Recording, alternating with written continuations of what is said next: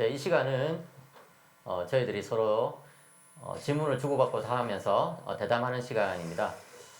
제가 박재현 교수님의 강의를 들으면서 참 감동을 받은 것이 박재현 교수님의 그 강의 스타일이라든지 또 내용 요약이라든지 이런 것도 굉장히 훌륭하셨지만 특별히 바빙크와 또 그의 책에 대한 그런 진정한 사랑과 애정 이런 것들이 아주 강하게 와닿는데 박 교수님께서 어떻게 해서 바빙크를 좋아하시게 됐는지 그것부터 먼저 여쭙고 싶습니다. 예.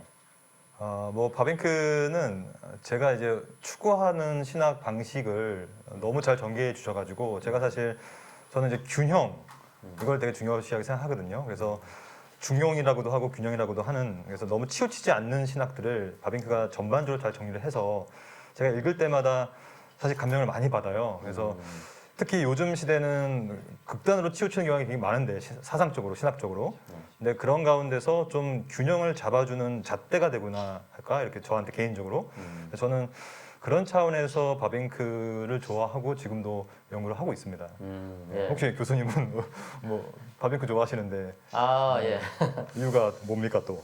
예. 저도 마찬가지인데 사실은 저는 특별히 그 역사 속에 존재했던 많은 신학자들 가운데 이 성경적 진리와 또 이제 학문적 진리 또는 철학적 진리를 굉장히 잘 조화시킨 사람이 바빙크가 아닌가 하는 생각이 듭니다. 그래서 저는 특별히 그리스도인들이 신앙을 좀 더 깊고 체계 있게 이해하기 위해서는 어느 정도 철학에 대한 지식도 필요하다고 생각하거든요. 그것은 뭐 철학 자체에 대한 추구라기보다는 이 세상에 존재하는 다양한 사상들을 이해하고 어떤 것이 성경적이며 어떤 것이 비성경적인지를 분별하는 데 있어서 또 철학적인 지식이 어느 정도 필요하다고 생각하는데 그런 점에서 바빙크가 굉장히 균형 잡힌 모범을 보여주었다 이런 이제 생각이 드는 것이죠. 그러니까 저도 책을 읽으면서 계시 철학이라든지 기독교 세계관 이런 책들은 사실은 이제 철학인가 신학인가가 이제 불분명한 부분들이 분명히 있는데 그렇게 봤을 때 바빙크를 기독교 철학자라고 볼 수가 있는가? 만약에 기독교 철학자라고 볼 수 있다면 뭐 소위 지금 말하고 있는 뭐 개혁파 인식론자 같은 뭐 플랑팅가라든지 올터스토프 이런 분들과 견주어서 어느 정도 장단점을 따질 수가 있을까 좀 생각이 듭니다. 혹시 어떻게 생각하시는지? 예. 저는 바빙크를 충분히 기독교 철학자라고 부를 수 있다고 생각합니다. 왜냐하면 이제 제가 아까 강의하면서도 말씀드린 것처럼 바빙크에게 있어서 이 철학이란 것은 사실은 뭐 세계관과 거의 동의어로 쓰이기 때문에 그가 성경에 근거해서 아주 이제 체계적인 그런 세계관을 전개한 것을 보면은 충분히 기독교 철학자라고 부를 수 있다고 생각하는데 바빙크의 기독교 철학이 현대의 금방 말씀하셨던 그 기독교 철학자들과 비교했을 때 제가 생각했을 때 독특한 점이 몇 가지 있는 것 같아요. 첫째는 철학의 역사에 대해서 굉장히 정통한 그런 점이 있습니다. 예. 아까 말씀하셨던 월터 스트로프라든지 또는 뭐 플란팅가 이런 사람들도 철학에 대해서 잘 알겠지만 아무래도 좀 어떤 특정 주제에 치우쳐 가지고 철학적인 작업을 하시는 그런 특징이 있다고 한다면은 바빙크는 어떤 주제를 다루든지 간에 역사적으로 쭉 풀어가는 특징이 있지 않습니까? 예. 근데 이제 철학적인 주제에 있어서도 굉장히 철학사에 밝아요. 그래서 야, 참 어떻게 한 사람이 이렇게 고대 철학, 중세 철학, 근현대 철학까지 이렇게 다 두루두루 섭렵할 수 있을까 놀랄 정도인데 그런 점에 있어서 바빙크의 기독교 철학이 가지고 있는 장점이 있다고 생각하고요. 그 다음에 두 번째 또 특징이 있는데 그것은 뭐냐면은 철저한 개혁신학적 바탕 위에서 철학을 논한다는 것이죠. 그래서 그것을 뭐 다른 표현으로 말하자면은 좀 치사선택적인 또는 어떤 용어가 있을까요? 예, 절충적인 네. 그런 어떤 철학적인 그런 입장을 가지고 있는 것입니다. 그러니까 어떤 하나의 철학에 지나치게 경도되거나 또는 너무 그것을 붙드는 그런 사상가가 아니라 여러 철학 사조들을 비교해가면서 이제 성경적 진리에 따라서 취할 것은 취하고 또 버릴 것은 버리는 그런 어떤 균형 잡힌 태도를 보여준다는 것이죠. 그런 점에 있어서 바빙크는 아주 그 기독교 신학에 근거해가지고 개혁신학에 근거해가지고 철학을 치사선택하는 그런 어떤 능력 보여주었다 이런 것이 좀 중요한 특징인 것 같습니다. 물론 이제 바빙크가 뭐 정말 훌륭한 기독교 철학자고 신학자인데 저는 좀 관심이 있는 게 이분이 21세기 현재를 살았다면 그분이 어떤 평가를 받았을까가 궁금한 것이죠. 그러니까 왜냐하면 그분이 아까 말씀하신 것처럼 철학사를 꿰뚫고 있었고 굉장히 개혁 신학적으로 철학을 하셨는데 그 부분이 현대 철학자라든지 현대 신학자들이 봤을 때는 쉽게 말하면 이제 근본주의 형식으로 느껴질 수 있고 그러니까 바빙크가 나타났을 때 현대에 나타났을 때 갈채를 받았을까 아니면 완전 사장됐을까라는 생각이 좀 드는 것이죠. 어떻게 생각하십니까? 예. 제가 생각할 때는 좀 환영을 받았을 것 같아요. 그러니까 기독교인들 기독신학 내부에서 개혁신학 내부에서뿐만 아니라 심지어 비기독교인들 사이에서도 어느 정도 좀 환영을 받은 점이 있을 것 같아요. 그러니까 일단 개혁신학 내부에서나 또는 기독교인들을 위해서는 충분히 이제 환영받았던 것이 바빙크가 이제 성경에 근거해 가지고 뭡니까 변증을 해주기 때문에 이 철학적인 관점에서 어떻게 하면 이제 기독교를 변증할 수 있느냐는 그 점에 있어서 굉장히 좋은 모범을 보여주었기 때문에 그 점에 있어서 충분히 이제 기독교인들에게 환대를 받았을 것 같고요. 그다음에 일반 철학자들에게서도 바빙크가 어느 정도는 환대를 받았을 거라고 저는 생각하는데 그가 뭐 어떤 특별한 철학적인 이슈에 있어서 자신의 독창적인 견해를 내놓았기 때문에 환대를 받았다기보다는 저도 기독교 지성인으로서 또는 신학자로서 철학자들과 대화할 수 있는 그런 어떤 공통된 지반을 확보해 줬다는 그런 점에서 이제 저는 바빙크가 일반 철학자들 또 심지어 뭐 무신론자들에게도 어느 정도 환대를 받을 수 있다 이렇게 생각을 한 것이죠. 그러니까 사실은 오늘날 이제 많은 기독교인들이 기독교의 테두리 내에서만 이제 활동하는 그런 것이 많은데 바빙크에 글을 보면 박 교수님 무엇보다도 잘 아시겠지만 상대방에 대해서도 굉장히 이제 호의적이고 자기가 반대하는 그런 견해에 대해서도 굉장히 뭡니까 객관적으로 서술해주는 특징을 보이지 않습니까? 그런 것들은 일반 철학자들도 좀 높이 사지 않았을까 이런 생각이. 그러니까 저도 이제 내용에 대해서는 분명히 이제 굉장히 좋지만 네. 더 좋은 건 사실 태도라고 생각하거든요. 그러니까 바빙크가 이 시대에 정말로 속된 말로 먹힐 수 있는 부분은 네. 말 그대로 그 태도, 학문의 방식, 특별히 말씀하신 대로 남을 너무 지나치게 정죄하는 식으로 신학을 안 했기 때문에 심지어 카이퍼와 이제 토론을 많이 한 가운데서도 늘 정중성을 추구했거든요. 네. 그런 부분에 봤을 때 현대가 워낙 싸움이 잦고 네. 또한 개혁신학 내에서도 워낙 분열이 심한데 그런 우리 상황 가운데 바른 태도를 좀 제시하는 입장이 바빙크가 분명히 있다고 보고 저는 맞습니다. 그 지점이 환대받을 수 있는 가장 중요한 지점이라고 생각하거든요. 물론 내용은 말할 것도 없고 네. 그러니까 우리가 내용을 소비하는 입장에서 좀 더 이 태도와 자세 부분을 좀 더 우리가 바빙크를 통해 배워야 되지 않을까 라는 생각이 좀 듭니다. 예. 예. 저는 그와 관련해서 또 한 가지 더 질문을 드리고 싶은 게 사실 박 교수님께서 이번에 이제 발제하시고 소개하신 이 찬송의 제사라는 책은 참 신학자 바빙크 또는 철학자 바빙크라기보다는 목회자 바빙크라는 그런 어떤 생각이 들도록 만드는 책인데요. 네. 이 책을 번역하시면서 이 책에 나타났던 바빙크의 어떤 그 인품 또는 성향, 태도 이런 것이 어떤 점이 좀 두드러지는지 좀 듣고 일단 싶습니다. 저는 첫째 바빙크가 하나님을 되게 사랑하고 있다고 많이 느꼈어요. 왜냐하면 그 사랑을 이제 자기 감정의 사랑이 아닌 하나님께서 먼저 자신을 사랑하셨다는 사실을 계속 말을 합니다. 그게 이제 언약이었고 은혜 언약이었고 또한 그리스도께서 자기 목숨을 바치신 이유도 우리가 사랑했기 때문에 아니라 그가 먼저 우리를 사랑하셨고 그러니까 이 받은 사랑에 대한 의무와 책임을 다해야 된다 이런 얘기를 많이 하거든요. 그러니까 그런 차원에서 바빙크가 목회자로서 또한 그리스도인으로서 얼마나 하나님을 진정으로 사랑했는가 저는 그 부분이 사실 제가 사실 부족하다고 느끼는 부분이긴 하거든요. 그러니까 제가 뭐 신학을 연구했고 하고 있지만 과연 내가 아는 그 하나님, 그 지식만큼 하나님을 사랑하고 있었는가라는 생각을 많이 하게 되는데 바빙크의 글을 읽어보면 특히 찬송의 제사는 저 바빙크가 진짜로 그러니까 하나님의 언약과 그 언약의 결정체인 그리스도를 너무 사랑하셨구나. 그 사랑에 근거하여 이 사랑을 신앙 고백이라는 토대를 가지고 좀 더 연대적으로 펼치고 싶어 하시는구나까지 저는 좀 생각을 해봤습니다. 예. 사실은 뭐 박 교수님뿐만 아니라 저도 그렇고 또 사실은 아마 이 방송을 들으시는 여러분들도 아마 그런 생각을 하실 것 같아요. 그러니까 정말 내가 하나님을 사랑하는가? 그리고 이제 내가 하나님을 추구하고 이런 책을 읽는 것이 정말 하나님 사랑하는 데서 나오는 그런 것인지 참 이 부분에 있어서 바빙크가 좋은 모범을 보여주셨다고 했는데 그렇다면 이제 한 가지 더 질문 드리고 싶은 것은 바빙크가 다른 책에서는 굉장히 이제 깊이 있게 학문적으로 파고 들어가지 않습니까? 근데 이 글은 특별히 좀 쉽게 썼단 말이죠.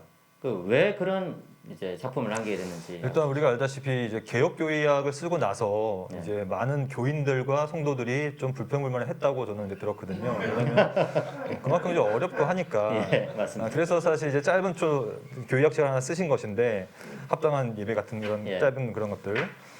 근데 물론 이제 그것도 어렵습니다. 사실 예. 뭐 바빙크가 쓰는 책 다 어렵지만 근데 바빙크가 후기로 가면 갈수록 사실 되게 글이 어려워지는 건 맞아요.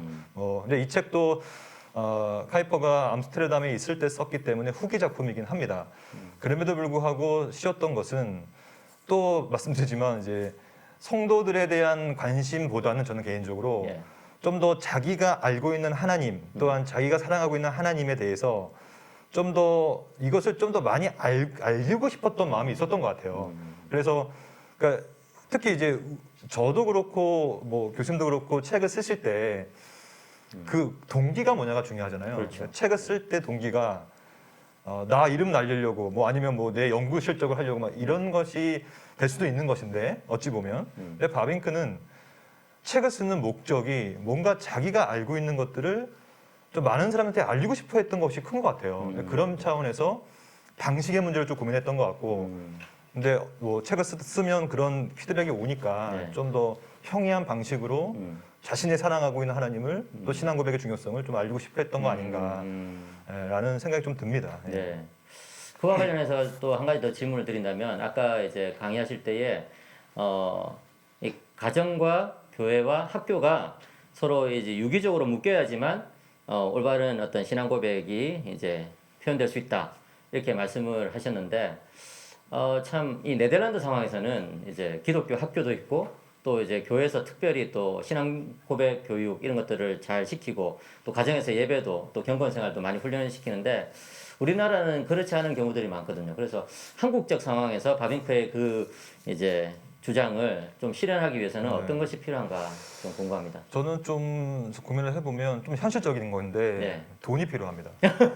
그거는 맞는 것 같아요. 돈. 네, 그러니까 이게 좀 그 그리스도인들이 예. 돈을 좀 많이 버셔서 예. 좀 독재가가 되셔서 사실 이거는 왜냐하면 저는 개인적으로 기독교 학교가 필요하다고 보는 사람 중에 하나거든요. 그러니까 기독교 가치관 속에서 세워진 학교 있잖아요. 네. 그런 학교들은 현실적으로 돈이 필요하고 예. 그리고 그 학교 내에서 하는 것이 뭐 굉장히 섹트 형식으로 분파주의로 가는 것이 아니라 일반 은총사 가운데서 카이퍼가 했던 것처럼 네. 그런 식으로 학교와 가정과 왜냐하면 그 학교에 다니는 학생이 또 그리스도인을 되면 또 그 가정이 또 그리스도인 가정이 되고 유기적으로 연합이 될 거기 때문에 네. 저는 가정은 있는 거예요 현재 예. 있잖아요. 학교도 교회도 있죠. 예. 학교가 없어요. 그러니까 좀 좋은 기독교 가치관의 학교가 없는 게 제일 아쉽고 거기서 명맥이 끊어졌다고 보는데 또 돌아가자면 또 돈이 돈을 좀 해가지고 학교 좋은 학교 기독교 학교 가치관의 학교와 가정과 교회를 잘 유기적으로 연합할 수 있는 그런 모델이 좀 있어야 되지 않을까 한국에도 예. 그런 생각이 듭니다. 미국에는 많잖아요 그런 거. 그렇죠. 미국에는 굉장히 한국에 많죠. 너무 없으니까. 예. 그러니까 저도 뭐 미국에서 우리 아이들 학교 보낼 때 예.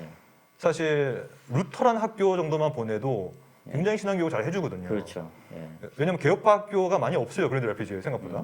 그래서 그런 학교들이 한국에 왔더니 없어 버리니 애들을 세속학교에 보냈고 애들이 맨날 욕 듣고 오고 막 이러거든요. 그러니까 아빠 이건 무슨 말이야 하고 말하는데 다 욕이에요. 그러니까 뭐 욕이 있냐 없냐가 기독교 학교가 아니냐 그거를 뭐 잣대는 아니지만 예. 좀 아쉽다는 얘기죠. 예. 그런 기독교 학교가 좀 있으면 좋겠다. 예.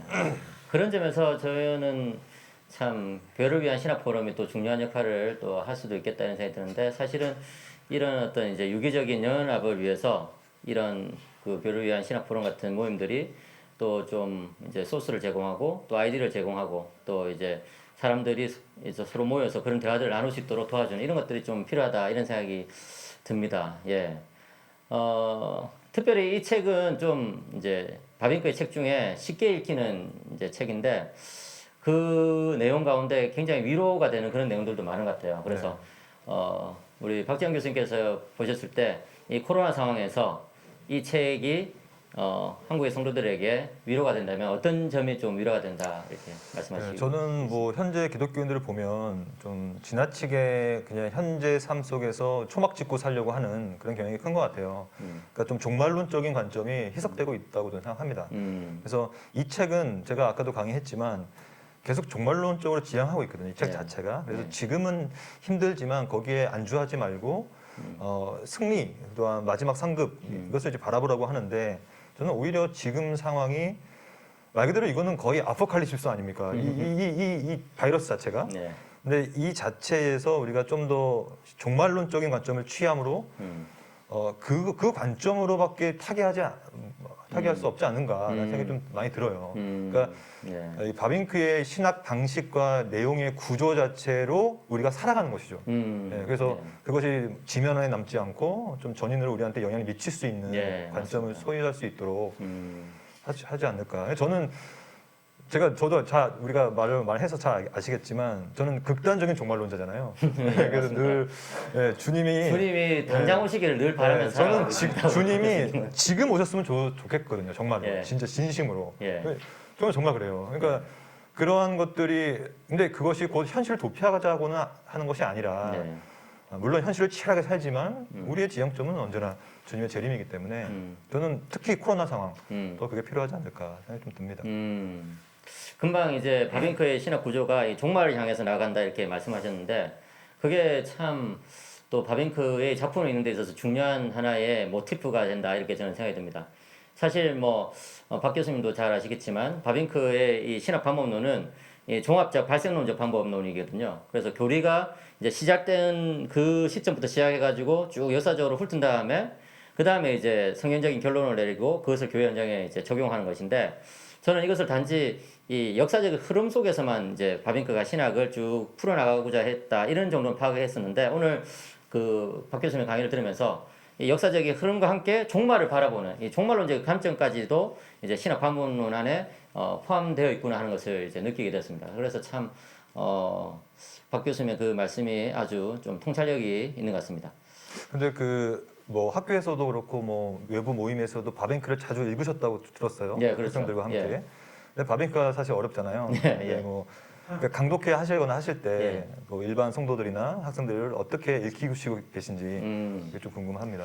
네, 저 같은 경우는 일단 좀 실천적이고 이해하기 쉬운 부분부터 먼저 이제 접근하라고 그렇게 권하는 예를 들면 편이거든요. 개혁교회학 4권 중에 그렇죠. 뭐 마지막 3권이나 권을 4권 정도. 그렇죠. 예. 개혁교회학이 1, 2, 3, 4권이 있는데 1권이 신학 서론이기 때문에 굉장히 철학적인 내용이 많이 나오거든요. 절대 읽으면 안 됩니다. 그러니까 첫 번째 책을 절대 읽으면 안 된다고 저는 생각해요. 예, 맞아요. 네, 절대 실제로 너무 어려워요, 그건 책. 이렇게 큰 마음 먹고 1, 2, 3, 4권을 다 구비해가지고 1권부터 읽는 분들이 대부분 다 이제 좌절하고 네, 좌절합니다. 그만두게 되거든요. 왜냐하면 1권이 너무나 이제 그 어렵게 서술되어 있기 때문에 그런데 그래서 저는 이제 바빙크에 접근할 때 4권부터 교회론, 종말론 이런 부분은 아무래도 이제 좀 쉬운 내용이기 때문에 4권부터 읽으시고 그 다음에 이제 3권, 구원론 이런 부분들을 읽으시고 그 다음에 이제 기독론 이런 부분들 읽으시고 그 다음에 2권에 보면 이제 신론이 나오거든요. 근데 사실 신론쯤 되면 또 어려운 내용들이 많이 나오거든요. 사실. 근데 벌써 4권과 3권에서 좀 바빙크의 언어와 또는 방법론에 숙달이 되었기 때문에 2권을 읽는데 그렇게 어렵지 않은 거죠. 그렇게 해가지고 이제 정말 바빙크의 신학 방법론과 철학적인 어떤 진수를 맛보고 싶은 분들은 이제 1권까지 도전해 보실 수 있고 아니면 그만 말씀하신 것처럼 읽지 마라 이렇게 이제 할 수 있는 거고. 아니, 시작점을 하지 말라. 예, 1권으로 시작점을 하지 말라. 이렇게 생각합니다. 그런 점에서 이번에 그 번역하신 찬송의 제사 이거는 독특한 특징이 있는데 좀 어떻게 생각하세요? 네, 저는 이제 바빙크를 입문하는 자라든지 아니면 바빙크를 연구하고 싶으신 분들은 찬송의 제사를 먼저 읽으시는 게 바빙크에 입문하기가 가장 편할 것 같고요. 그리고 근데 그 책이 작고 뭐 쉽지만 사실은 뭐 아주 헤비하지 않은 건 아니거든요. 그 자체로 방식이 잘 드러나 있기 때문에 잘 읽으시면 또 바빙크의 방식과 또 어떠한 흐름들을 잘 파악할 수 있다고 생각해요. 아, 그러니까 그 책 안에도 바빙크 고유한 어떤 신학 방법론이라든지 그런 언어나 사상들이 있다는 거죠. 특별히 아까 말씀드렸다시피 통일성과 유기성에 대한 문제는 사실 그 책을 전체를 관통하고 있거든요. 그렇죠. 근데 이 통일성과 유기성 주제는 계시 철학과 이 기독교 세계관도 관통하고 있기 때문에 사실 그의 후기 신학에서 아주 중요한 위치를 차지한다고 봐요. 그런 것들이 심지어 찬송의 제사라는 책에도 드러났기 때문에 어느 정도 입문하기는 굉장히 좋은 책이라고 생각합니다. 좋습니다. 이제 벌써 시간이 이제 다 돼가고 있어서 이제 각자 좀 정리를 할 필요가 있는 것 같은데 제가 발표한 그 기독교 세계관에 대해서 다시 한번 간단하게 요약하고 또 우리 박 교수님께서 또 찬송의 제사에 대해서 간단하게 요약하고 끝맺음을 하면 좋겠습니다. 저는 이 기독교 세계관이라는 책을 다시 한번 읽으면서 바빙크라는 사람이 가지고 있는 그 신앙의 열정을 다시 한번 느낄 수 있었다는 생각이 듭니다.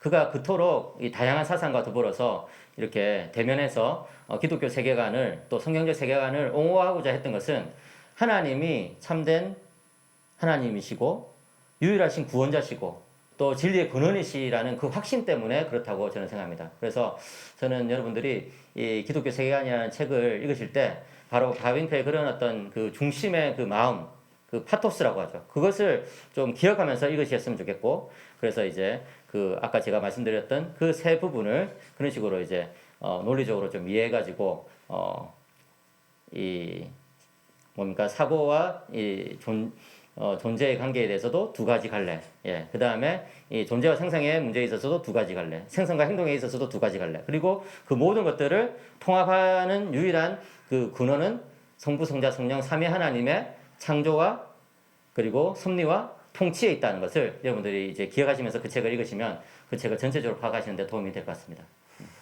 일단 찬송의 제사는 제가 뭐 출판사 관계자는 아니지만 여러분 많이 사서 보셨으면 좋겠어요. 그러니까 왜 그러냐면 이 책이 쉽고 일단 바빙크를 소개하는 데 있어서 굉장히 쉬운 책이기 때문에 불신자들한테도 줄 수 있는 책이라고 저는 생각해요. 그 정도로 도움이 되고 신자들 특별히 세례를 받기 전 세례 교육하기 전에 꼭 필요한 책이고 세례 받고 나서 믿음을 더 강화시키기 위한 책으로 되게 소중한 책이기 때문에 교회에서 좀 많이 구매해서 좀 많이 읽으셨으면 좋겠고 특별히 이 세상 속에서 살아갈 때 힘들어하시는 분들 위로가 필요한 분들도 이 은혜 언약이 주는 은혜와 또한 그 영원한 불변한 그런 작정들을 정확히 이해할 수 있는 책이기 때문에 아주 유익이 될 것 같고요.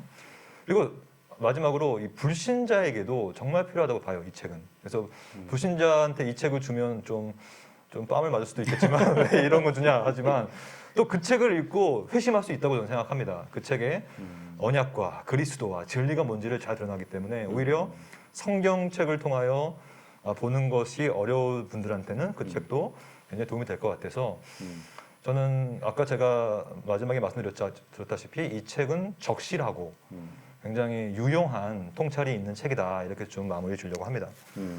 네. 박 교수님께서 번역하신 책들을 바탕으로 해가지고 바빙크에 대한 좀 쉬운 개론서나 이런 것도 좀 소개하는 글도 쓰시면 좋겠는데 어떤 계획이 있으십니까? 쓰셔야죠. 제가 네, 서로 계속 쓰라고 하는 글인데 번역하느라 바빠서 제가 지금 또 바빙크 전기를 번역하고 있거든요. 그래서 전기 에글린턴 전기가 내년 초나 중순 정도에 나올 것 같습니다. 그래서 그것 좀 빨리 번역 끝내고 그 다음에 이제 또 다른 작업을 해야 되겠죠. 네. 저도 역시 이제 바빙크 길라자비에 대해서 지금 이제 쓰려고 계획 중인데 지금 박 교수님을 비롯해서 여러분들이 바빙크와 관련된 좋은 책들과 자료들을 계속 번역해 주셔가지고 바빙크 연구가 앞으로 계속해서 활성화될 거라고 그렇게 믿습니다. 예, 긴 시간 함께 해주셔서 정말 감사드리고 또 바빙크 독서를 통해서 또 이런 모임을 통해 가지고 여러분들이 많은 배움과 깨달음 그리고 그것에 대한 전인적인 실천이 있으시기를 바랍니다. 감사합니다. 네, 감사합니다. 네, 고맙습니다. 수고하셨습니다.